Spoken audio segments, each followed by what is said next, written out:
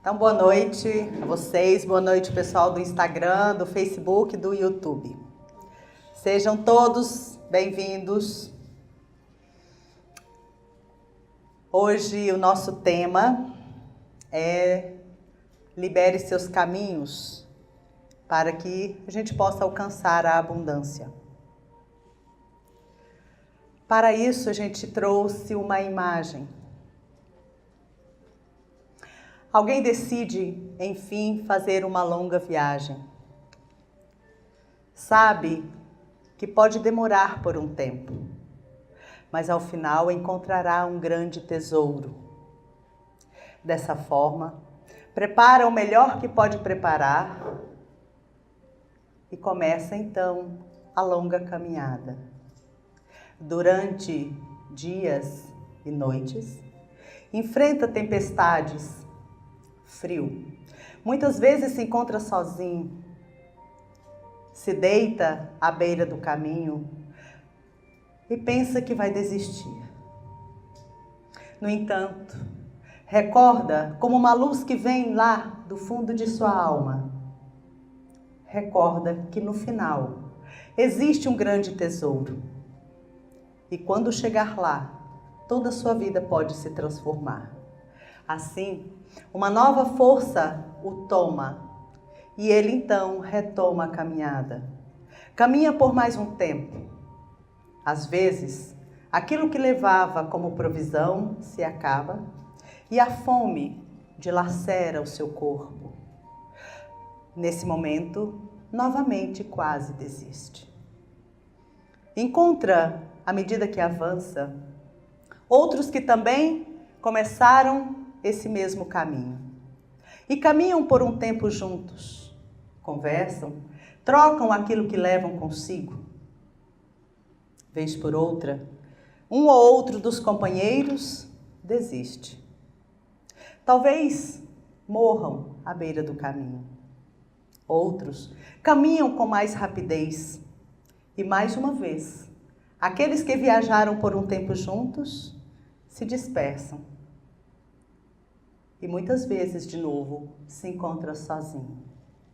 Porém, avança dias, semanas, meses, anos, recordando sempre que no final encontrará um grande tesouro.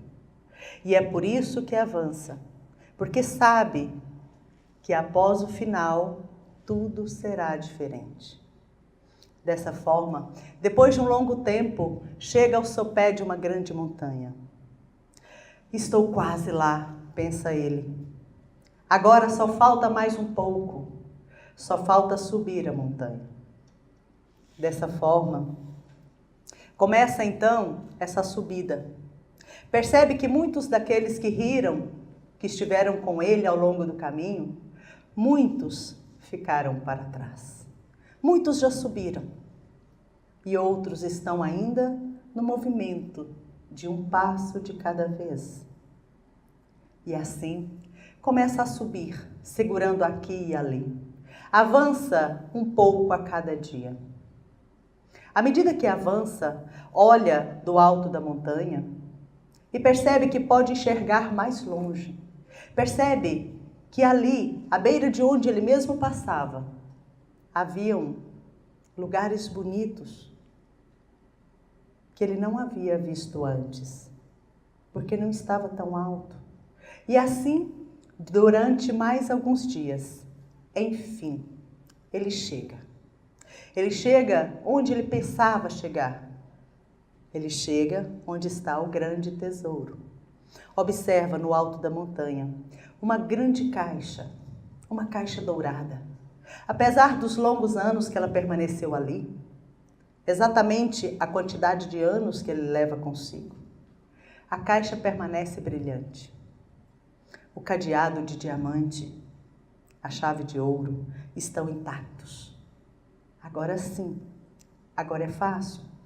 Aproxima-se então e o medo o toma. Como chegar ali? O que eu vou encontrar dentro desta caixa? Qual é o meu tesouro? Afinal de contas, Ele sabia que existia um tesouro, mas ele não sabe o que está lá dentro. No entanto, apesar do medo, o tremor do seu corpo o faz avançar.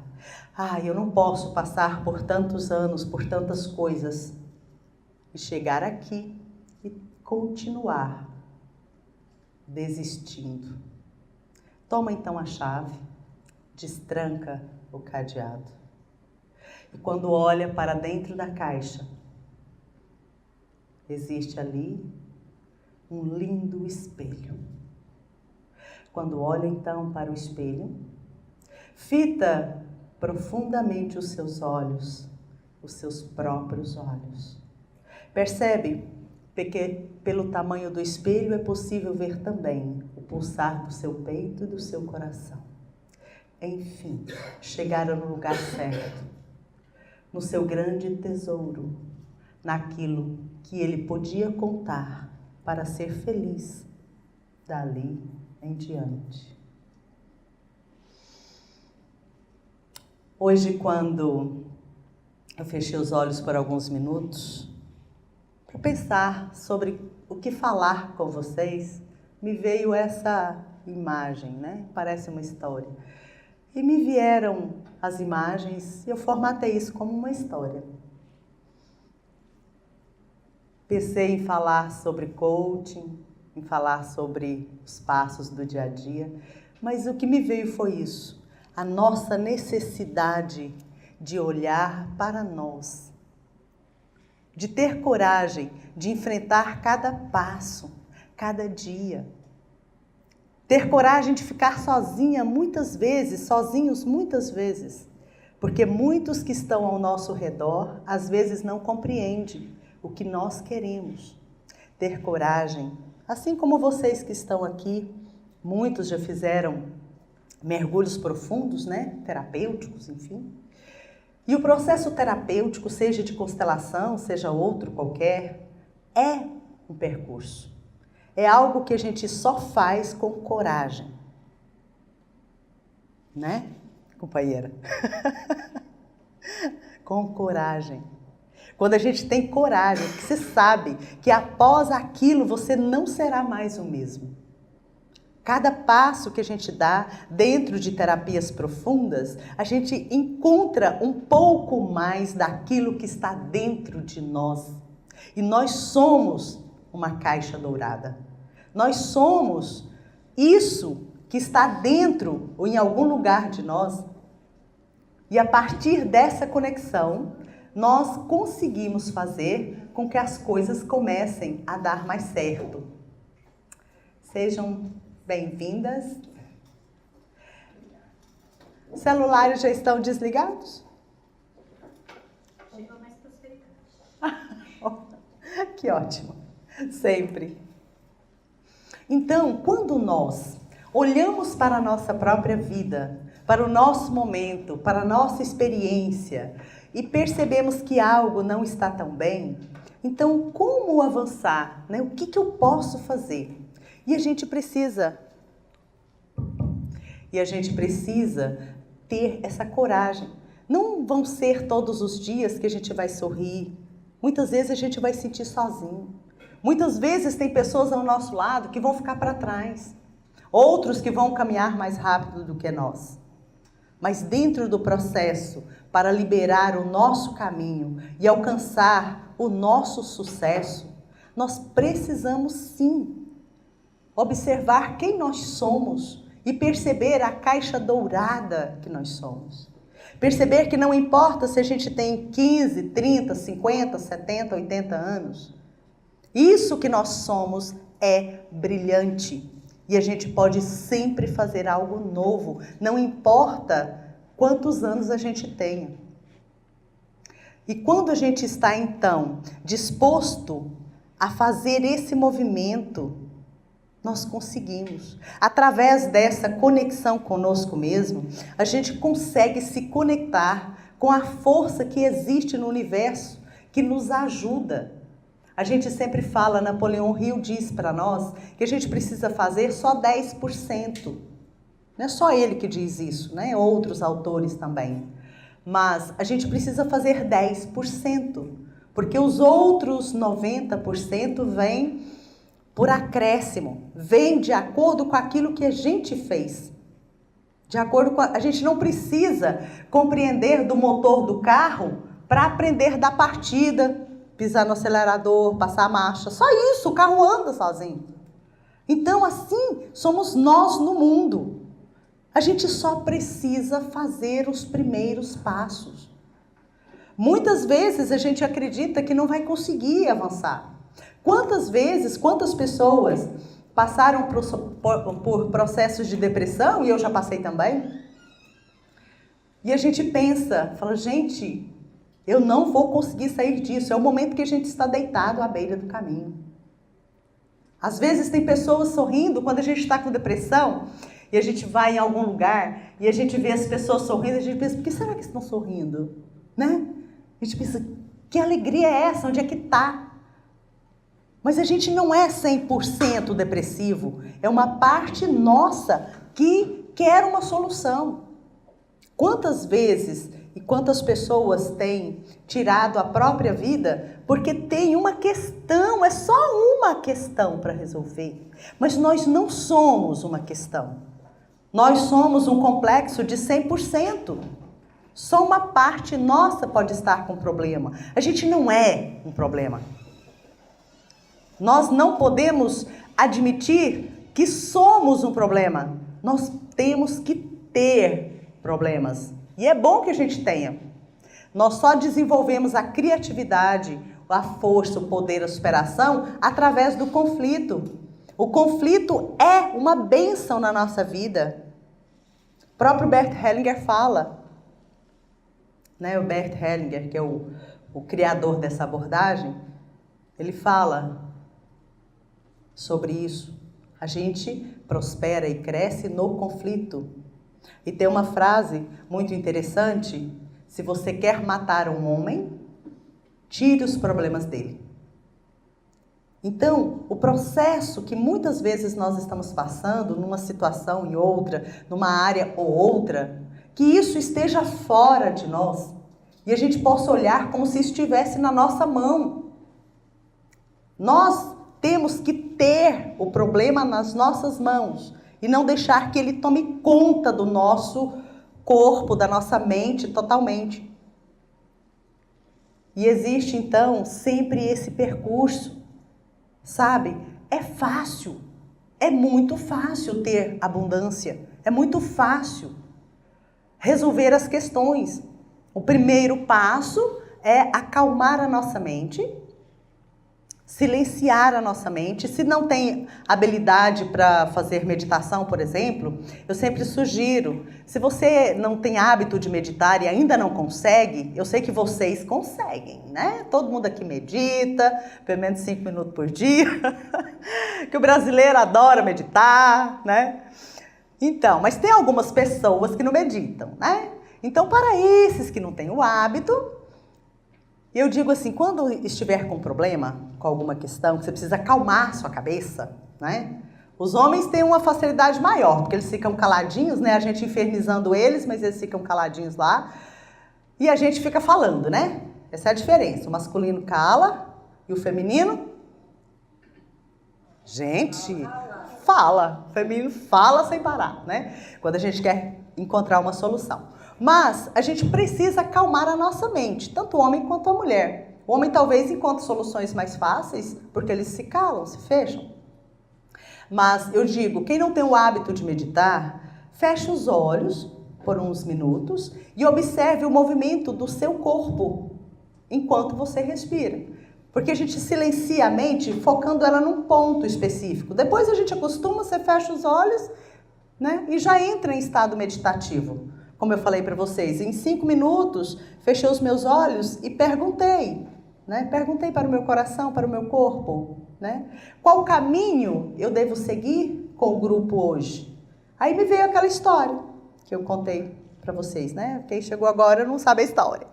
Aí vocês assistem depois, vocês vão saber a história. Então, feche os olhos no primeiro momento. Acalme a sua mente. Observe só o movimento enquanto você respira, o movimento do seu tórax, né? A mulher respira, movimenta o tórax. O homem respira, movimenta o abdômen. Então a gente é sempre, né, trocado, o feminino com o masculino. Quando algumas mulheres que fizeram outros tipos de prática, às vezes exercita e aprende a respirar pelo abdômen. Mas o feminino, ele movimenta a emoção, né? E o homem movimenta o abdômen, que movimenta a realização. Então, esses 5 minutos em que você observa só o movimento do seu corpo enquanto você respira, te leva a um estado meditativo. Nem todos conseguem ficar 5 minutos só observando. O seu pensamento vai voar, vai lá para o problema. Né? A hora que ele for lá para o problema e você perceber, ai, eu estou aqui é para meditar, né? Para acalmar minha mente, eu estou pensando no problema. Ok, não brigue com a sua mente. Não brigue com ela.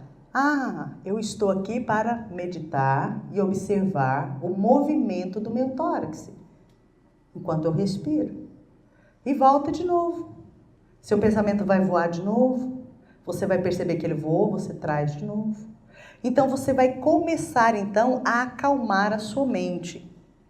Aquele pensamento que fazia com que o problema estivesse dentro de você, ele vai ficar fora de você, tá?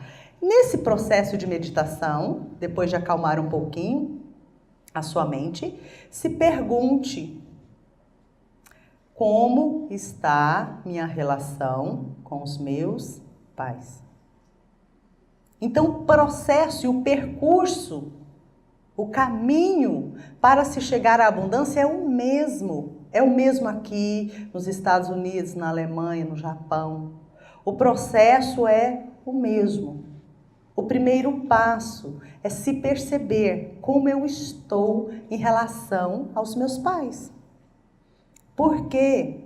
Porque quando eu estou bem com eles, eu tenho uma força específica. E esse estar bem com os pais faz parte dos 10% do que nós precisamos ter e fazer para que os 90% possa vir até nós. Então, no primeiro processo, né, eu falo que é da infância da alma, a gente quando quer algo, a gente diz, eu vou correr atrás disso. Eu sempre digo, gente, mude essa frase. Correr atrás não é uma frase positiva. Então mude essa frase. Quando você quer algo, diz, eu vou ao encontro daquilo que eu quero. Então isso já é um movimento para chegar ao seu objetivo com facilidade. Né? Se movimentar, porém indo ao encontro. E depois de um tempo, quando a gente exercita isso, aquilo que eu quero vem ao meu encontro. Ou seja, não tem tanta dificuldade. Você já nem precisa ir. Aquilo vem. Isso é um processo da infância da alma, da maturidade da alma e da essência da alma. Então, nesse primeiro momento, se observe em relação aos seus pais. Se eu estou com algum problema de relacionamento, de concordância com a minha mãe, é claro que eu vou ter dificuldade nos relacionamentos de parceiro e vou ter dificuldade em ganhar dinheiro. Porque a mãe, a terra, a vida e o dinheiro têm uma ligação íntima. Sem o processo de concordar com a nossa mãe, com aquilo que ela nos deu, né? Da forma que foi dado, faz com que a gente tenha problema. Todos vão ter problemas em todas as áreas ou em algumas delas. Principalmente essa dos relacionamentos e do sucesso profissional. Com a nossa mãe, nós aprendemos a servir. Quem não sabe servir, não consegue ganhar. Tá, digamos que eu tenho uma boa relação com minha mãe, eu acho que ela é forte, grandiosa, é tudo certo, ok. Então a gente vai ter facilidade em ganhar dinheiro. Mas, para que esse dinheiro prospere, renda na minha mão, eu preciso ter uma postura também em relação ao meu pai. Porque é o pai que nos empurra para o mundo e é no mundo que a gente prospera. Então, com a nossa mãe a gente ganha, com o nosso pai a gente para de perder, né? Então, muitas vezes a gente ganha dinheiro. Eu falei, gente, mas onde foi tanto dinheiro? Eu tenho facilidade, eu ganho. Isso aconteceu comigo também. Durante muitos anos, até 2009, eu sou independente desde muito cedo. 16 anos, 16 para 17 anos, eu já me tornei independente. Então, eu montei, né, a empresa que depois se tornou Renascer Saúde. Eu tinha 22 anos, eu acho. Então, sempre ganhei muito dinheiro. Mas... E eu respeito meu pai, a gente sempre respeitou. Mas qualquer coisa em relação a ele, né? Eu tinha lá as minhas questões. Por exemplo, eu pensava assim, gente, como que o papai consegue perder tanto dinheiro? Só pelo fato de eu ficar julgando ele, eu fazia o mesmo. Eu consegui perder, eu pensava, gente, como é que eu consegui? Sumia, desaparece. Acontece qualquer coisa, você não sabe nem explicar o que aconteceu. Quando você não tem jeito, você dá para os outros, entendeu? Aí aparece a pessoa que está precisando, aí você paga um negócio para a pessoa, e você empresta para o outro, e aquilo acaba e pronto. Então, em 2009, eu tomei consciência dessa minha postura em relação ao meu pai. Não é que eu não o ame, que eu não o respeite, né? Mas eu tinha essa questão, eu ficava julgando ele, como que ele conseguia perder dinheiro daquele tanto. Aí, em 2009, eu falei, gente, Marta, mas você faz igualzinho seu pai. E aí, nessa percepção, eu mudei. Eu mudei assim, não mudei daqui para aqui, não. Eu gastei assim um tempinho, né? Porque a gente não dá conta de fazer de uma vez, né? A gente vai fazendo de pouco. Então, eu comecei a modificar a minha postura em relação ao meu pai. E isso fez com que aquilo que eu ganhe tome uma nova forma. Aquilo, então, prospera, rende tudo que você precisa, vem e permanece, né? Vem pessoas, vem situações, vem propostas de trabalho, de servir. Porque servir, eu sempre tive facilidade. Eu sempre, desde muito jovem, eu tinha esse impulso de servir as pessoas. Lógico que lá na infância nem tanto, né? Na adolescência, e por um tempo a gente serve porque você é carente, né? Tem muita gente que acha que está servindo, mas na verdade é a carência que está emergindo.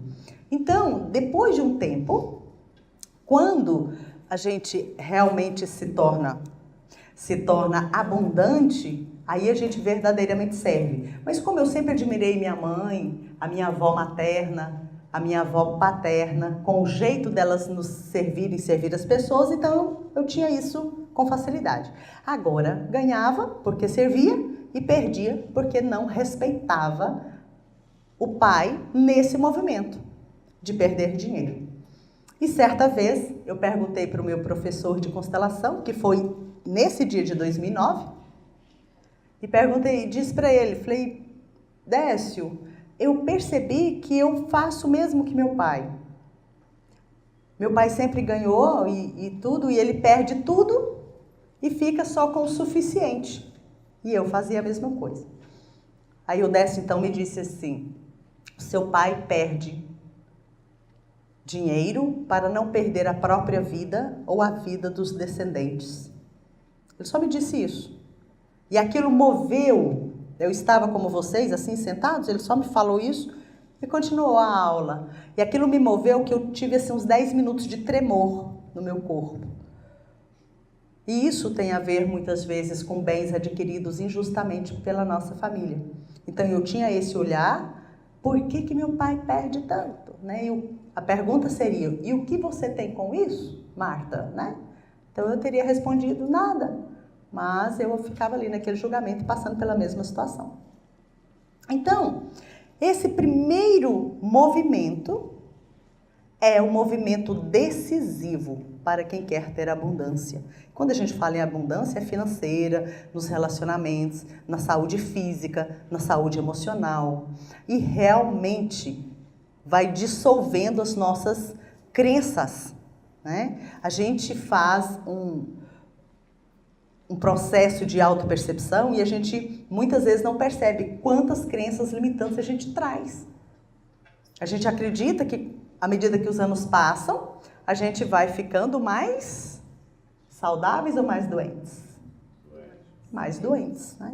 A gente tem essa crença. A gente acredita que nós vamos adoecer e morrer. Então, se a gente pensa assim, isso vai acontecendo com a gente. Mas se a gente acredita que à medida que o tempo passa eu fico mais saudável, isso também acontece. A gente precisa perceber quais são as crenças que me movem. Então, no primeiro movimento e momento, é essa nossa percepção em relação aos nossos pais. Nossos pais nos deram a vida, cada célula nossa, a metade é a nossa mãe e a metade é nosso pai. Nós somos a consequência da união de um óvulo com um espermatozoide. E em cada DNA estão os dois. E aquilo que eu penso em relação a eles reverbera imediatamente em mim primeiro, porque eu sou eles. Tudo que eu penso sobre a minha mãe reverbera em mim. O que eu penso sobre meu pai reverbera em mim, porque eu sou eles. E o meu pensamento, antes de ir até eles, ele circula no meu corpo, gera o resultado, o efeito do meu pensamento. Por isso que tudo aquilo que eu penso em relação a eles vem em minha direção. Então, tem que ser muito tolo para pensar coisas, tolas em relação aos nossos pais. Então, é muito simples. Se eu ainda tenho alguma exigência, se eu ainda percebo que eu gostaria que a minha infância fosse diferente, que meu pai tivesse feito algo diferente, que a minha mãe tivesse sido diferente, para ter abundância eu preciso mudar isso. Ou então, eu aceito que eu quero seguir dessa forma e sim, vai nesse movimento.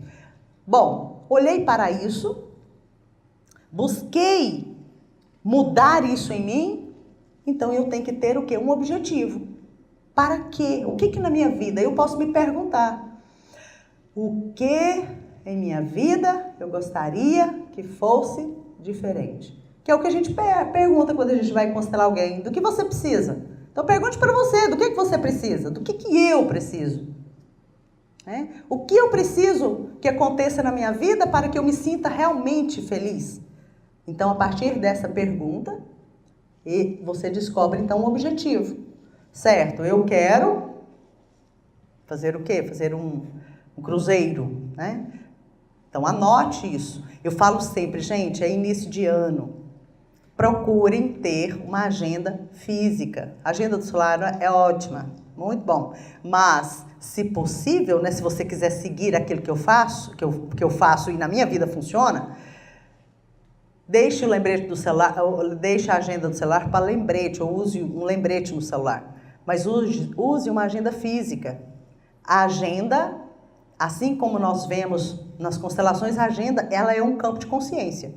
O celular também é um campo de consciência. Só que no celular tem o campo de consciência das ligações que você fez, do Facebook, do Instagram, do WhatsApp. Enfim, é um campo cheio de muitas informações. A agenda física é como um campo onde você vai colocar ali o que você quer. Todos os seus compromissos e o que você quer na sua vida. Isso gera um efeito totalmente diferente na nossa mente. Então, estabelecer o objetivo é necessário, porque se eu não sei o que eu quero, a hora que eu chegar onde eu quero, eu não sei, Se eu cheguei, se eu não sei o que eu quero, eu encontro alguma coisa, eu não sei o que é. E tem pessoas que vivem num trabalho, às vezes são pessoas, vamos supor, concursadas, que têm um trabalho que não vão ser dispensadas, por exemplo, e vivem na mesma rotina todo o tempo. E não mudam isso. Isso gera enfermidade, inclusive. Nosso corpo precisa ter um objetivo diferente. Alcançou aquele? Pense em outro. Pode ter mais de um. Mas, pelo menos um nós precisamos ter para que a gente não morra mais rápido. Porque senão o nosso corpo recebe a informação que você não tem mais objetivo, pode morrer. Por isso, se quiser tirar a vida de um homem, tire os seus problemas. A gente precisa ter demais não, mas precisa ter um ou outro de vez em quando. Então, estabelecer o objetivo, estabeleça os passos que você precisa para chegar lá. Só que a gente só vai conseguir estabelecer o objetivo e traçar metas quando nós temos uma boa postura em relação ao nosso pai. Porque senão a gente se percebe procrastinador. Você enche seu dia com tarefas de ocupação e não consegue ter tarefa de produção. Só quem está alinhado com o pai consegue estabelecer tarefa de produção. né, doutora? Então, quando a gente se organiza com o Pai, você consegue escrever o objetivo, escrever as metas, né, o que você tem que fazer, e você consegue fazer. Sem Pai, sem objetivo e sem meta. Porque você tem até a vontade, às vezes até um pensamento, mas você não consegue fazer isso. Porque a força do lado esquerdo do nosso cérebro, que é o masculino, essa força vem da nossa ligação com o nosso pai, né? Do lado direito, lógico, com a nossa mãe. Então, é preciso usar a parte, né, da nossa mente, do nosso cérebro esquerdo e direito, em consonância um com o outro, para que aquilo que eu pense gere emoção e que venha para o meu sentimento e possa movimentar tudo ao meu redor para que aquilo que eu precise possa vir ao meu encontro. Eu tenho uma frase que eu uso todo o tempo e isso gera um mantra, uma força, que é: Deus me traz tudo que eu preciso. Então, assim, pode ter outras mais, mas uma mais curtinha, né, que eu uso sempre. Quando eu olho para uma questão que eu preciso resolver, às vezes eu olho assim e penso, gente, como que eu vou resolver isso? Antes que eu raciocine, né, que eu use minha mente racional mesmo, eu olho e penso, gente, como que eu vou resolver isso? Mas Deus me traz tudo que eu preciso. Inclusive a inteligência, né? Aí você tem inteligência, você tem uma percepção clara, vem alguma coisa que você pensa, bom, eu vou fazer dessa forma, vem uma informação. Porque nós todos estamos mergulhados dentro de um inconsciente coletivo, lotado de informações. Todos nós, se eu sei disso, eu estou. Se eu não sei, eu estou da mesma forma. Além do inconsciente coletivo da nossa família, que traz como um arquivo em nuvem todas as informações de tudo que aconteceu no nosso sistema familiar, na geração dos nossos pais, avós, tios, bisavós, nós vemos isso aqui na constelação ser mostrado. Então, nós estamos dentro de todas as informações de todos os membros da nossa família, de tudo que aconteceu. E tudo que aconteceu que gera um movimento para o mais ou para a vida, nós estamos ligados nele. Mas tudo que aconteceu que gera um movimento para o menos e para a morte, nós estamos ligados também. Só que não é só esse campo que a gente está inserido. Nós estamos inseridos nas informações de Goiânia, por exemplo. Certa época eu visitei uma cidade no exterior, onde lá aconteciam muitos suicídios. Eu fui fazer um trabalho lá e num período de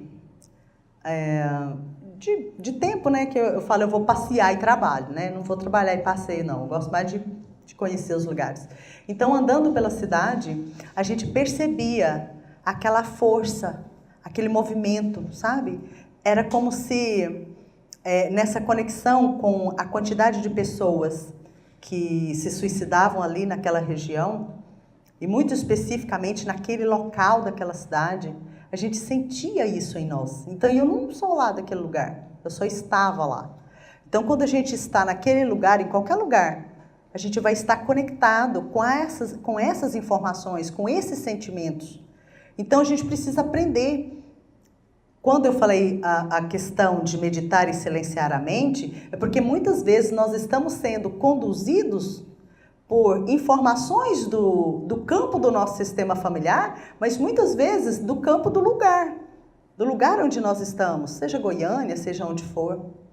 A gente percebe quando a gente entra num templo de meditação, numa igreja, seja ela qual for, as pessoas que vão ali vão com uma intenção de luz, de vibração de luz. Você entra lá, você sente, né? É diferente, você vai visitar o cemitério. É diferente quando você vai visitar uma igreja.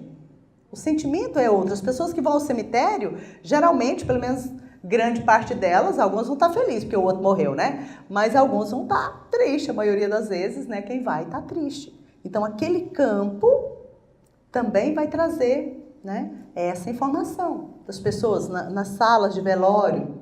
A gente entra, você percebe que tem uma informação de todos os que choraram naquele lugar.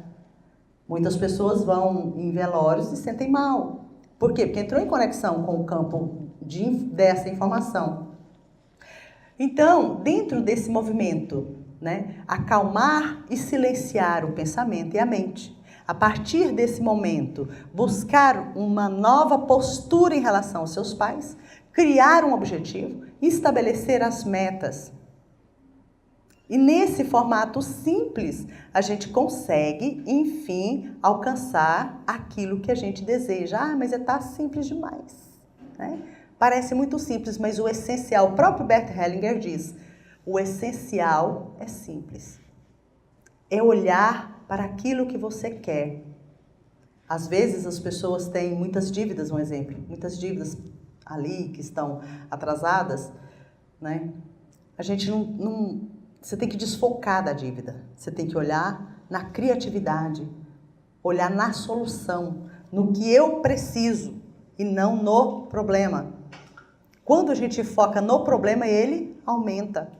E eu sempre digo assim, a gente paga dívida com criatividade, não é com dinheiro, né? O dinheiro vem a partir da criatividade. E essa criatividade vem a partir do equilíbrio mental, emocional. E daí vem informações e vem soluções.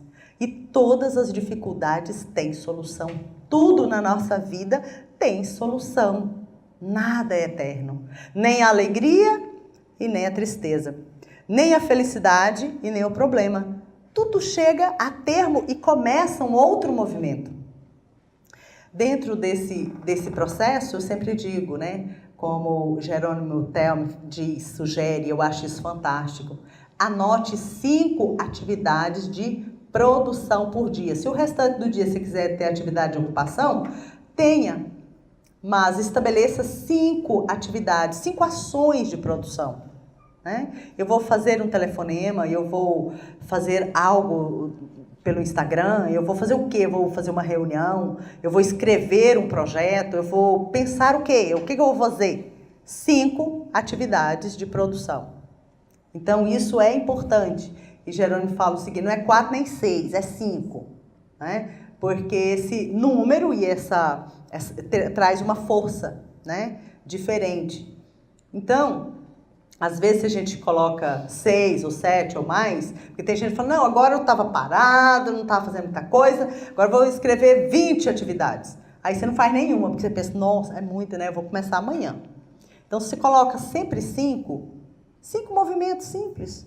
Né? Eu digo, gente, a gente para conseguir e conquistar o que a gente quer, a gente não precisa criar a bomba atômica, a gente não precisa ir na lua, a gente precisa fazer um pequeno movimento diferente. Seja no seu jeito de vestir, no jeito de falar, num curso diferente, numa atividade física que você goste. Tem gente que vai fazer atividade física porque alguém falou que tem que fazer atividade física. Se você não gosta de atividade física e vai fazer, isso não te ajuda, isso te prejudica. Então tem que fazer aquilo que o seu corpo gosta. Eu gosto de nadar, é de andar, é de correr, é de pular de paraquedas. Faça algo que alegre o seu corpo. Isso faz com que, além do movimento corporal, a sua alma se alegre. Você gosta de dançar? Ah, eu não tenho coragem de sair para dançar. Dança sozinho, dança com você. Você não precisa de ninguém, você tem você para dançar consigo mesmo, né? Então tem muitas atividades de momentos de alegria, porque o mundo, o universo nos traz mais do mesmo. Quanto mais eu sorrio, quanto mais eu sou feliz, mais coisas vão acontecer para que eu permaneça feliz. Quanto mais eu lastimo, mais vem coisas para que eu continue lastimando e mais dificuldades acontecem para que eu siga naquele caminho, até que eu sature, porque todos nós nascemos para ser felizes. Tem ninguém que fala, não, esse aqui foi pagar karma. Pagar karma, né, parece que fala, porque tem um karma. São umas crenças estranhas que colocam na cabeça da gente e a gente permite, né, porque a responsabilidade é nossa de permitir. Então, se eu tenho algo para resolver, é dentro de mim. É lá naquele tesouro que a gente encontra no alto da montanha, quando você tem coragem de caminhar e ultrapassar os obstáculos e chegar lá. Isso pode ser um percurso de uma semana, de um mês, de uma vida. Mas sempre encontramos algo bom quando a gente procura. Bom, dentro desse trabalho das constelações, o que a gente percebe... Alguém está aqui que nunca assistiu constelação? Mesmo? Ok. Então eu vou falar um pouquinho de como isso chegou até nós, né? E para que vocês compreendam de onde vem. Eu pensei que você já tivesse estado aqui. Eu? Sim, você. Eu pensei que eu já tivesse visto você. E a mocinha de amarelo, de você também, pensei. Então, esse trabalho, eu sempre falo um pouco sobre esse campo, né, esse inconsciente coletivo. O nosso inconsciente é quem nos comanda. Quando a gente percebe que isso é assim, que a gente não enxerga nem como a ponta do iceberg, a gente pensa que está vendo, né, o gelo, você não está vendo quase nada. Esse trabalho, ele tem como base a observação do que está no nosso inconsciente e no inconsciente da nossa família. Freud, que nasceu em 1856, né, já tem alguns dias que ele nasceu, Freud trouxe para nós a experiência e a observação de que o inconsciente de cada um de nós interfere nas nossas atitudes, nas nossas ações, nos nossos resultados. Então, Freud percebeu que acontece algo, né? Tem um acontecimento aqui na nossa vida e esse acontecimento gera crenças e pensamentos, porque se eu tenho uma crença, eu vou pensar naquele caminho, que gera emoções e sensações, que gera ações, que gera resultados. O resultado é a dificuldade, seja ela qual for. Então, Bert Hellinger diz que toda criança é boa. Então, se todos nós, enquanto crianças, somos bons, por que alguns sofrem mais que outros, né? Então, aqui, o que acontece, que é o resultado, tem a ver com o fato, com o que aconteceu. Então, Freud, desde essa época, né, lá ainda em 1800 e algo, ele trouxe essa informação, né, nas pesquisas dele, que aquilo que acontecia conosco tinha um efeito na nossa vida. Só que Freud acreditava que nós nascíamos como uma folha em branco. Tá, nascemos e a partir da primeira experiência, como nós fomos amamentados, como fomos recebidos, as experiências que nós tivemos com a nossa família e depois com a sociedade, então gerou em nós, ou geraria em nós, determinadas crenças, pensamentos, emoções, sensações, ações e resultados. Eu acho que vai ter que trocar. Depois, então, Jung, que foi discípulo... Será que é isso mesmo? Deve ser, essa filha tá vendo.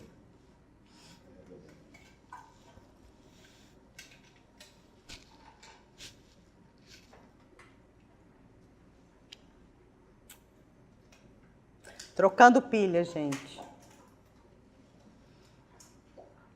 Obrigada. Então, depois veio Jung, que nasceu em 1875 e foi discípulo de Freud. Jung acompanhou, né, o Freud, o criador da psicanálise, acompanhou o Freud por um tempo e percebeu que aquilo era assim mesmo, que nós somos influenciados pelo nosso próprio inconsciente, mas não só pelo nosso inconsciente, mas que somos também influenciados pelo inconsciente do lugar, pelo inconsciente coletivo, onde nós nascemos, onde nós estamos, que é o que eu falei agora há pouco. E que nós não nascíamos como uma folha em branco, mas que as experiências intrauterinas e de vidas anteriores também interferiam na nossa vida atual. Juntamente, também próximo ao período de Jung, um pouco depois, veio o trabalho de Reich, que foi um outro psicanalista, que fez um estudo profundo sobre as gestações. Como o bebê se sente, o que acontece, se essa criança tem memórias. E Reich trouxe um estudo fantástico sobre isso. E a gente pode perceber, porque eu sou renascedora além de consteladora. Então, quem já renasceu... Alguém aqui já renasceu comigo? Você. Você. A gente lembra ou não lembra? Lembra tudo, né? Então a gente recorda tudo, desde o momento em que a mamãe soube que a gente estava lá. Como que ela sentiu, o que que ela pensou, como é a relação dos nossos pais. Então, a gente lembra tudo o que está lá e Reich trouxe essa contribuição para a gente. Né? Agora a gente vai chegar no Bert Hellinger, tá? Então, veio depois Leonard Orr, que é até o meu professor de Renascimento. Ele está hoje com 80 e poucos anos, que está vivo ainda. Leonard trouxe a contribuição, o criador do Renascimento, um norte-americano que foi psiquiatra. E há mais de 40 anos ele só viaja pelo mundo levando essa técnica, ele já não atua como psiquiatra. E ele trouxe esse trabalho formatado em como fazer isso. E veio também um estudo de Rupert Sheldrake. Sheldrake é um biólogo, o maior estudioso dos campos desse inconsciente. E Rupert percebeu como esse inconsciente coletivo atua, está ligado e ligando tudo a todos. Então, todo o processo científico, ele vem passo a passo, né? Ninguém descobre o carro inteiro, um descobre a roda, outra roda, outro pedacinho, até que se formata algo importante. Então vieram essas pessoas, Maslow, Groff, cada um com uma contribuição. Todos esses que eu falei são médicos e psiquiatras, médicos e psicólogos, e todos cientistas que passaram por experiências e trouxeram para a gente realmente a clareza disso. Ok, Bert Hellinger nasceu em 1925, então todos esses já tinham deixado essas contribuições, e Hellinger então, com 17 anos, ele foi para, ainda muito jovem, acho que com 17 anos, ele foi convocado para a guerra, ele esteve preso no campo de concentração da Bélgica por alguns anos.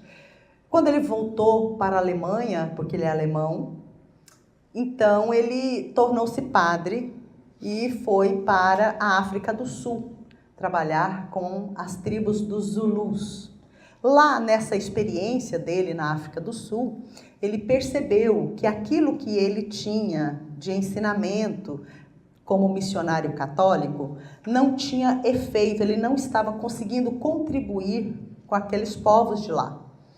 E dentro dessa percepção e aprendendo com os Zulus, ele foi compreendendo um pouco sobre as leis sistêmicas, que são essas leis, esses princípios que norteiam as relações humanas, que é o que a constelação familiar faz. Clarear para nós esses 3 princípios e mostrar para nós os bons ou os maus efeitos, quando estamos alinhados ou desorganizados em relação a esses 3 princípios. Então lá, Hellinger começou a perceber que aquilo que ele tinha de maravilhoso como missionário católico não funcionava. Então ele voltou para a Alemanha, desistiu de ser padre e começou a estudar mais sobre a parte terapêutica. Então ele estudou várias abordagens terapêuticas, como inclusive a psicanálise, e foi ali naquele processo ele encontrou uma grande terapeuta, Virginia Satir, tem trabalhos dela postados, a gente vê. Ela foi uma mulher que contribuiu muito também nessa área. E participando junto com Virginia Satir, já compreendendo da influência do inconsciente coletivo, ele pôde perceber que esse inconsciente atuava nas pessoas. Virginia trabalhava com famílias. Por exemplo, eu era o pai, ela era a mãe e a filha. Por exemplo, tinha um problema. Nós éramos da nossa casa e a nossa filha estava com problema. Então, nós tínhamos que ir as 3 pessoas da casa. Se eram 5 pessoas, iam as 5. Ou, enfim, todos os que moravam na casa deveriam ir na terapia. Acontecia que, vez por outra, né, o pai ou a mãe não podia ir, faltava por um motivo ou outro, iam os outros membros e faltava uma das pessoas da casa. Então a Virginia convidava uma outra pessoa, falava, você aceita representar a mãe, né, porque ela não pôde vir. Então essa moça ia representar dentro de um trabalho próximo, né, até parecido com o psicodrama, mas não é o psicodrama, que a Virginia trabalhava.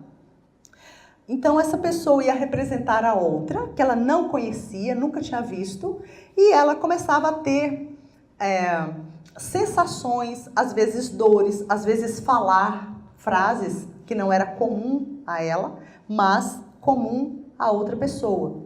Então Bert observou que por que alguém que representava uma outra pessoa era tomado pelo inconsciente da pessoa que ele estava representando naquele momento.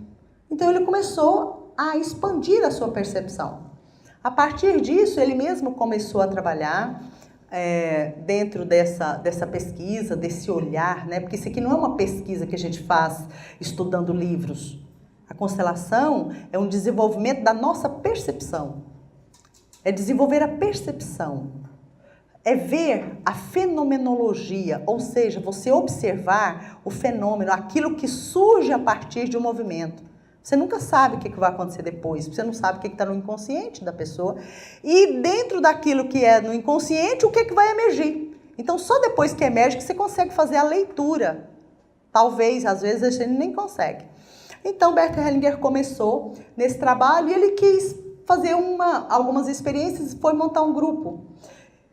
E o trabalho seria tão fantástico, né? Quando a gente está num caminho a serviço das pessoas e do mundo, há um outro movimento, né? Os 90% atua.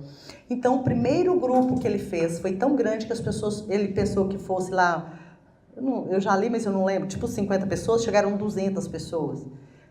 Então, nem coube no lugar onde ele tinha proposto fazer esse movimento. E foi daí que começaram as constelações familiares.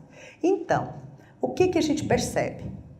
Freud começou trazendo essa informação do inconsciente. O Bert Hellinger disse o seguinte, olha, através do trabalho desse movimento chamado, né, aqui no Brasil, de constelação familiar, nós temos a possibilidade de olhar para a história que está impressa no inconsciente coletivo da pessoa, que está afetando essa pessoa dessa ou daquela maneira.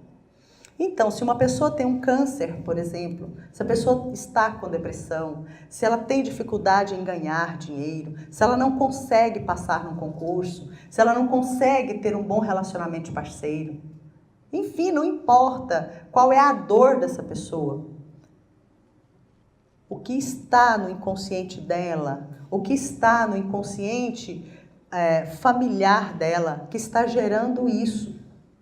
Então, quando a gente olha para isso com respeito, né? Com respeito, tanto nós como consteladores, também o nosso cliente, com respeito, esse inconsciente coletivo nos traz uma resposta. Às vezes a gente olha claramente e diz, né? Nesse final de semana mesmo, eu dei o 2º módulo de formação em constelação familiar na nossa 8ª turma. E tinha um jovem, então veio a mãe, a filha e o jovem. Então, o jovem é que estava apresentando um problema sério. Mas aqui na constelação mostrou que essa mamãe perdeu a sua primeira criança. Então, essa criança não permanecendo na vida, o irmão que veio depois, que é esse jovem, ficou ocupando o lugar da irmãzinha que não permaneceu. Então, o problema, aquilo que estava afetando ele, tinha a ver com essa irmã que estava excluída. E estava excluída não porque os pais não quisessem, mas porque eles não sabiam exatamente. Tanto que no momento a mãe disse, mas eu não perdi nenhuma criança. Então eu disse a ela, falei, pode ser que seu filho tenha sido gêmeo. Isso acontece, é gêmeo e um morre e o outro fica. Isso acontece. Depois, no mesmo dia, algumas 2 horas depois, ela chegou para nós, né, e disse, eu me lembrei, mais ou menos 1 mês antes de eu ficar gestante dele, eu tive um atraso na menstruação e um sangramento. Eu me lembrei disso agora. Então, são coisas que vêm à tona. Aí é possível, muitas vezes, esse jovem ter uma solução. Porque essa exclusão está dentro de um dos 3 princípios que diz, todos aqueles que estão excluídos, quem são os excluídos? As pessoas que a gente não sabe deles, igual como essa criança, por exemplo, Eu tive na minha segunda gestação minha filha gêmea, eu não sabia, meu filhinho morreu, porque eu descobri isso tem uns 2 anos e pouco, então eu percebi que era um menino, então ele estava excluído, porque eu não sabia dele. Então, não importa se a gente sabe, isso aqui não tem moralidade, não é pecado, não é nada disso.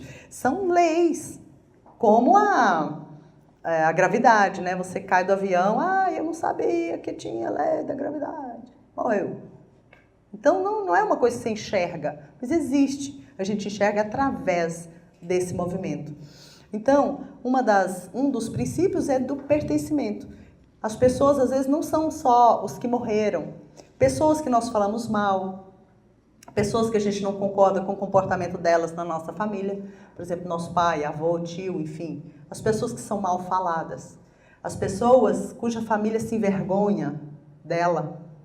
Então, se sentimos vergonha de alguém da nossa família, é exclusão mesmo, a pessoa estando viva. E alguém depois vai repetir o destino dessa pessoa, fazendo igual ou às vezes um pouco mais aprofundado naquela questão que a família se envergonhou, seja qualquer situação. Então esse é o princípio do pertencimento, é dessas leis que norteiam as relações humanas. Então a constelação está para melhorar as relações humanas, a partir de nos posicionarmos dentro desses 3 princípios.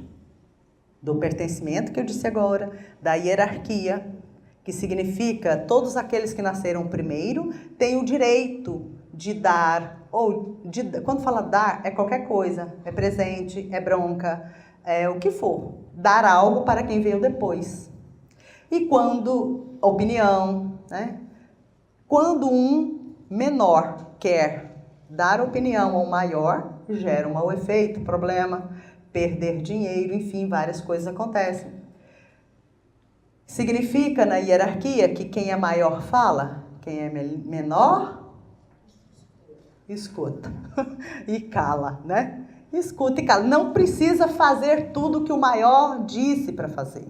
Precisa concordar que o maior tem o direito de falar. Então, ok, tudo bem, obrigada. E pronto, e seguir. Então, são simples movimentos que norteiam as relações humanas, né? E o equilíbrio nas relações de troca. Isso significa, se alguém me dá algo, se eu dou algo para ela, ela vai sentir um certo peso, uma certa sensação estranha de que ela precisa me dar algo bom, porque eu dei algo bom a ela. Se eu der algo ruim, ela vai sentir também um impulso de me devolver algo ruim. Então, esse equilíbrio nas relações de troca precisa, para que uma amizade ou um relacionamento de parceiro dê certo, precisa também estar em equilíbrio. Se alguém dá algo bom, o outro devolve algo bom, um pouquinho mais. Se alguém dá algo ruim, o outro devolve algo ruim, um pouquinho menos. Daí gera o equilíbrio. Se eu dou algo bom, a pessoa vai me dar algo maior. Então eu já fiquei devendo, né? Aí eu vou querer dar um pouquinho maior. Aí ele já ficou devendo. Aí a gente começa a trocar em algo maior. E o que der algo ruim, dou assim. Aí eu devolvo um pouquinho menos. E assim nós vamos trocando até que se zere. Ou às vezes em 2 trocas já resolveu, né? Um dá assim, o outro dá assim. E já encontra uma solução. Alguma pergunta? Querem fazer alguma pergunta? Tá tudo certo? Gostei. Só aqui depois eu levo aí para você. Essa questão hierárquica, mas também envolve irmãos mais velhos. Sim. Né? Vamos dizer que de repente vocês, irmãos, se separam. Tá? Houve briga, houve discussão, se separam. Por mais que tente se aproximar do outro, o outro não aceita. Como agir nessa situação? Os irmãos foram feitos para brincar, né? E não para brigar. Quando há uma divergência entre maiores e menores, cabe ao menor procurar o maior para se reconciliar. Se o maior não quiser, o menor volta para casa e vai ser feliz. Entendeu? Você não pode insistir que o maior realmente aceite a sua presença. Compreende? Certa vez, muitos anos atrás, meu irmão maior ficou bravo comigo, que eu nem lembro por causa de quê, mas eu gosto muito dele. E ele ficou bravo. Então eu ligava na minha mãe, quando eu atendia, ele desligava o telefone. E eu lembro que certa vez ele ligou, eu não sei por que eu sabia que era ele, então ele não morava em Goiás. Então eu fui e falei para ele, não, para de brigar comigo, eu tô morrendo de saudade de você. Não, você é muito chata. Falei, eu sei que eu sou mesmo, mas eu tô com saudade de você. Então assim, eu não me conhecia constelação, isso era muito jovem ainda. Então, quando o pequeno vai até o grande, numa determinada postura, quase sempre o grande recebe, entendeu? Agora, às vezes, a gente vai ou exigindo que ele receba, ou às vezes com um certo movimento de manipulação. Às vezes é a postura. Agora, muitas vezes, assim como o pai ou a mãe pode se afastar dos filhos porque carregam peso, às vezes nossos irmãos também não querem que a gente fique. E a gente pode respeitar isso, entendeu? Falei, irmão, tô aqui. Se algum dia você precisar de mim, eu posso devolver um pouquinho do muito que você já me deu. Eu amo muito você. Eu vou respeitar a sua distância. O dia que você quiser, eu tô online. Tá? É você? Obrigada. Em relação às constelações individual e no grupo, qual a principal diferença? E como que existe um resultado melhor? Como que é isso? Boa pergunta também. A constelação individual ou em grupo, qual é a diferença? Qual é o resultado? Bom, eu digo o seguinte, ambas são boas, né? Mas eu falo o seguinte, eu vejo, na minha percepção, né, trabalhando com mais de 14 mil horas trabalhando com isso, né, já percebi alguma coisa. Eu digo o seguinte, os bonecos não mexem, eles não falam, né? Eles não choram, eles não ficam bravos, eles não se movimentam. Então, para uma pessoa decidir por uma constelação individual, é só se ela tiver realmente uma questão muito, como eu diria, às vezes uma pessoa muito proeminente, sabe, na sociedade, que não pode expor, realmente não quero, não pode, enfim. Eu não tenho nada disso, né? Se algum dia eu for proeminente, eu vou fazer constelação em grupo, porque o povo se movimenta. Outra coisa dentro da minha experiência, eu atendo individual, por exemplo, eu uso os bonecos. De acordo com o que é percebido lá, eu saio, deixo os bonecos ali e trabalho aqui com o meu cliente. Então eu represento, por exemplo, o sintoma do cliente, eu represento a mãe do cliente, o pai do cliente, enfim. Eu gasto muito mais tempo com um cliente com um resultado menor do que eu vejo aqui. Entende? Então a minha sugestão é, faça em grupo. A percepção que a gente tem quando está aí é que ninguém está julgando ninguém. Se a pessoa tiver uma questão muito íntima, por exemplo, eu não exponho um problema. Dependendo do tipo de problema, só eu e o cliente sabemos do que se trata, entendeu? Então eu trato a questão do cliente, eu acho que eu usei até de forma inadequada a palavra problema, entendeu? Então eu trato a questão do cliente como sintoma, sabe? Esse é o sintoma. Então eu sei o que é, o cliente sabe o que é, mas as pessoas não ficam sabendo, dependendo do que é, compreende? Como, por exemplo, constelações de negócios, de empresas. Então, às vezes a gente coloca os departamentos, mas a gente não coloca, só eu e o cliente, o dono da empresa, é que sabemos quais são os departamentos, porque às vezes está o empresário, mas tem um público, né? Então, para que o público não compreenda o que acontece na empresa do nosso cliente, fica um pouco mais obscuro, assim, para as pessoas, né? Então, a força do trabalho em grupo é muito grande, porque soma-se com a força de todos os que estão aqui. E as pessoas se movimentam. É possível trazer, por exemplo, assassinatos, questões que muitas vezes no individual eu particularmente não consigo acessar. Entende? O individual é muito da percepção. E é bom, eu não estou dizendo que é ruim, estou dizendo da força que a gente percebe. Entende? Você até colocou uma situação no grupo. Fala porque o pessoal escuta lá. Você até colocou uma situação no grupo que eu achei até muito interessante, até questionei. Por exemplo, questão de pais que te tomam como se você tivesse o compromisso, a responsabilidade de cuidar deles. Entendeu? E isso, né? Vamos dizer, os pais já se foram. E aí? Como é que se faz para reverter essa situação? Entendeu? Você está dizendo uma pessoa que viveu essa experiência, mas os papais já morreram. Como você faz para reverter isso? Da mesma forma, porque para esse campo e para o seu inconsciente, ou de alguém que passou por essa experiência, isso é atemporal. Então, nesse inconsciente coletivo, tudo é hoje, é agora. Você pode, se for você pode visualizar seus pais, né, olhar para ela, para ele, não sei qual dos dois, os dois, enfim, e olhar e agradecer por tudo que eles fizeram por você e dizer: muito obrigada por tudo. Se vocês precisarem de mim, eu sempre serei sua filha e posso devolver um pouquinho do muito que vocês me deram. Mas isso, aí você lembra do que é, né? Da parte que você sente que foi a mais. Mas isso, querida mamãe, isso eu não posso fazer por você. Com amor, entendeu? É a postura. Aí você diz: isso eu não posso fazer por você.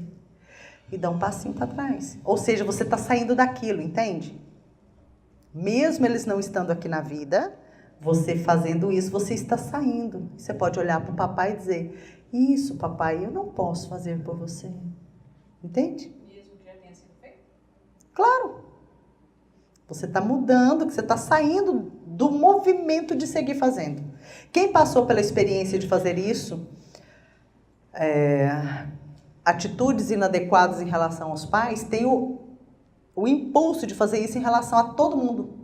Tudo que a gente faz para outras pessoas é em 90 e poucos % o que nós fazemos em relação aos nossos pais. Se a gente respeita nossos pais, a gente respeita as pessoas. Se a gente fez um movimento inadequado de ficar ajudando demais os pais, se eles pediram ou se eles não pediram, a gente vai fazer isso também em relação às pessoas. E isso está em desordem com as ordens da ajuda. Tá? Não é que a gente não vá ajudar os pais, é com qual postura. Sabe? É devolver um pouquinho do muito que vocês me deram? Ou com arrogância, querendo ser importante, ser grande demais? Sim?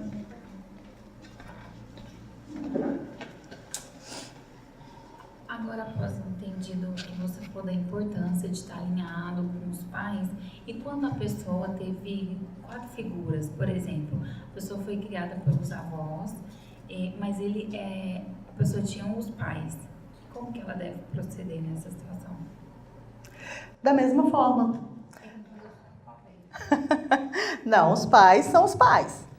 Os avós são os avós. Agradecer aos pais pela vida que eles te deram e os avós que deram a vida para os pais e que essa vida veio até você.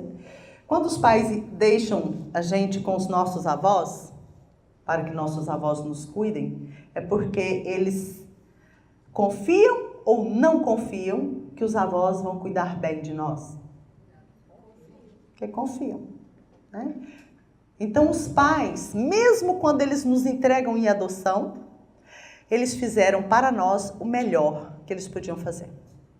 Porque eles consideram que alguém vai nos criar melhor do que eles. A gente não quer ser entregue. A gente quer ficar debaixo da ponte com a nossa mãe. Mas a mãe não quer que a gente fique debaixo da ponte com ela. Ela quer ficar lá debaixo da ponte, ou seja, onde for, sem a gente. Então ela nos entrega para que alguém nos cuide. E ela sente que alguém vai nos cuidar melhor do que ela pode naquele momento. Então, cabe a cada um de nós agradecer da forma que foi, do jeito que foi. Ah, Marta, mas eu sinto assim que meu coração dói, porque sim, quando a gente é afastada da nossa mãe ou do nosso pai, mas principalmente da mãe, quando somos ainda muito pequenos, gera um movimento interrompido com a nossa mãe e com o fluxo de vida que veio da nossa mãe. Então isso gera dor no nosso coração, gera dificuldade nos relacionamentos. Então, às vezes, a gente precisa de um movimento desse para conseguir deixar que o fluxo de amor volte a fluir. Agora, quando a gente consegue, às vezes, só de compreender, a gente consegue fazer isso sem constelar, entendeu? A gente não precisa constelar para tudo. A constelação é um diagnóstico, uma cirurgia na alma do nosso sistema familiar, né? Então faz a cirurgia e dá o diagnóstico. Ó, você estava com tumor no estômago. Então a gente tirou o tumor e costurou o estômago. Agora você vai fazer tal coisa. A dieta e a receita é passada para nós. Algumas pessoas falam, nossa, só com a dieta, só com a receita eu consigo curar esse tumor que está no meu estômago. E consegue sozinho. Compreende? Alguém mais? Ah. Sim? Boa noite. Boa noite. A minha pergunta é bem específica. E uma pessoa que não tem pai, como referência, nunca viu, nem tem na identidade, resumindo, a pessoa nunca sumiu, nunca teve um contato, nunca viu, nunca, nem imaginou como é. Como tratar nesse caso? Da mesma forma. Como assim? Sabe? É você? É eu mesmo. Você? Não é meu amigo, não. Porque tem ele sou eu mesmo. Olhe para sua mãe. O que tiver em você que não se parecer com sua mãe, se parece com seu pai. E você pode olhar para si mesmo no espelho. Eu tenho certeza que seu pai era um homem bonito. Não é, gente?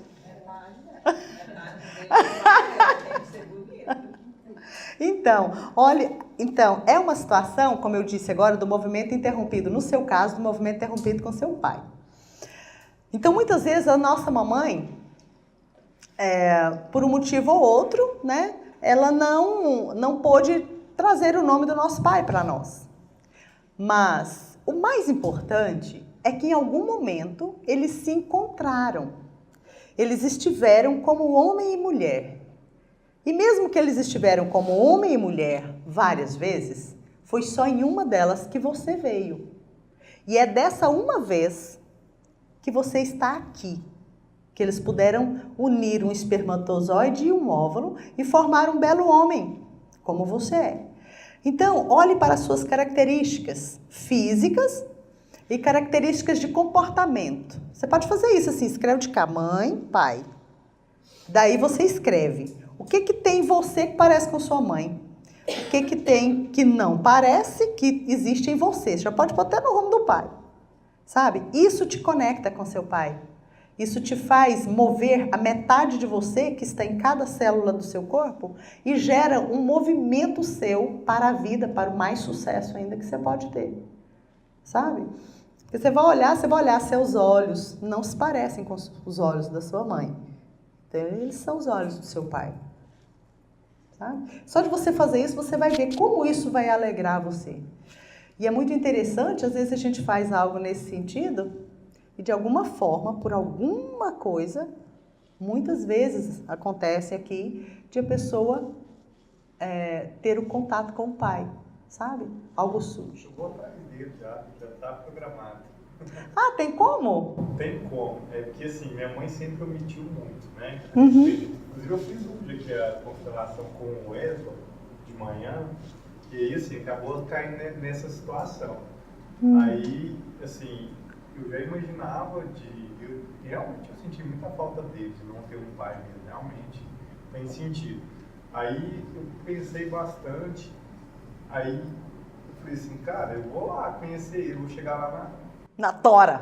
na tora. Mas assim, já tentaram contato, um tio meu, até minha irmã tentou através da advogada dela. E até no caso do tio meu, ele falou assim, meu tio ligou para ele e falou, tudo bem e tal, contou a história da minha mãe com ele e tal, e falou assim, você tem um filho. Ele meio que foi sarcástico, ele falou assim, isso deve ser uma pegadinha do Silvio Santos. Vou até falar pra minha esposa, cuidado, pegadinha às vezes é meio tenso. Mas assim, eu pensei muito assim, eu já há uns 4 anos eu absorvi muito não ter esse. Acho que eu nunca tive um pensamento de raiva dele. Hoje eu tenho isso muito bem formulado na minha cabeça, depois de ter feito a constelação. Se eu chegar nele, eu vou agradecer ele pela vida, porque eu não tenho o que falar mais pra ele, entendeu? Eu não vou ficar ali amargurando e gastar energia com isso, já é um pensamento meu. Então, eu falei pra minha esposa, vamos comigo lá? Ela falou assim, vamos. Eu falei, então tá bom, eu vou chegar lá, em Juiz de Fora, vou chamar ele e vou encontrar com ele e vou falar, cara, eu preciso tirar uma dúvida, eu preciso de você, eu queria fazer exame de DNA e vou levar ele lá e faço o exame de DNA e tira a prova, porque... Você pode ir e você chega e fala assim, olha, eu quero ter certeza que você é meu pai para eu te agradecer. Eu quero agradecer ao pai que me deu vida. Eu só quero ter certeza se é você. Entende? Assim, é a postura que faz com que o pai te receba, né? Que assim, eu acho que eu fui meio provido, mas que não... Assim, eu acho que ele namorava com a outra e minha mãe... Que bom, né? Senão você não estava aqui. Não, ainda bem. Ainda bem. Pra mim, sim. Então, assim, a gente tem todo esse processo, né? Então, acaba sendo até meio que, na minha opinião, assim, não é algo simples, né? Mas isso já não é mais uma questão sua, né? A sua vontade é conhecê-lo, né?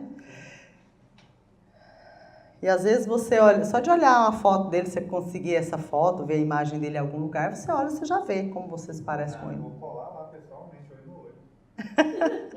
Isso é bom, né? Para agradecer. Eu não tenho que falar outra coisa. E ele é um bom homem, senão você não seria um bom homem. Né? Coisa boa. O movimento do Wellington já te deu. Depois eu conto para vocês a experiência. Maravilha, então vamos esperar sim. Algo mais? Podemos seguir? Sim? Ok. Então, muito obrigada. O pessoal do Facebook, do YouTube e do Instagram já foi embora. Obrigada.